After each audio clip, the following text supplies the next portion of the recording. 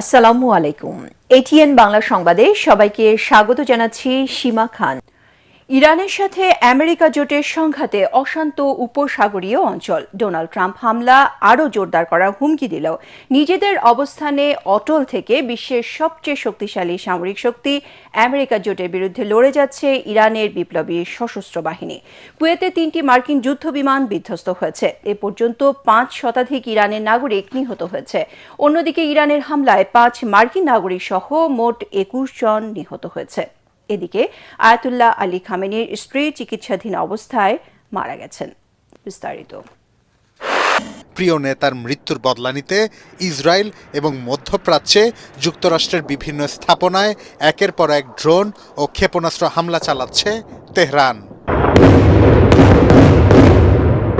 অথচ বিশ্বের বেশিরভাগ শক্তিধর দেশই যুক্তরাষ্ট্রের চালানো অন্যায় হামলার পক্ষে অবস্থান নিয়েছে।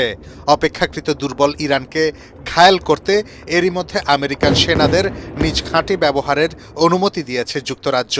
একই সুর ফ্রান্সের মুখেও।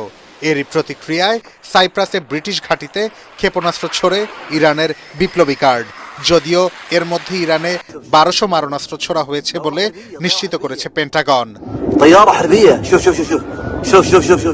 ইসরায়েলে একটু পরপরই বাজছে সতর্কতা সাইরেন। দখলদারদের উৎখাতে তেহরান একের পর এক ক্ষেপণাস্ত্র হামলা চালালেও তা বাধা পাচ্ছে ইরাক, সিরিয়া, জর্ডানের আকাশ প্রতিরক্ষা ব্যবস্থায়। তা সত্ত্বেও নেতানিয়াহুর কার্যালয়, গোয়েন্দা কার্যালয় সহ বিভিন্ন গুরুত্বপূর্ণ স্থাপনায় সফলভাবে আঘাত হানার দাবি করেছে বিপ্লবী গার্ড। দুপুরে শেমেশে এলাকায় নিহত হন 9 ইসরায়েলি। সিএনএন বলছে ক্ষয়ক্ষতির তথ্য প্রচারে কঠোর বিধিনিষেধ আরোপ করেছে তেল আবিব। এদিকে তেহরানের দাবি মার্কিন জোট ইরানের নাতানজ পারমাণবিক স্থাপনায় হামলা চালিয়েছে। আন্তর্জাতিক আণবিক সংস্থা জানায় কোনো আলামত না পেলেও বিষয়টি তারা পর্যবেক্ষণ করছে।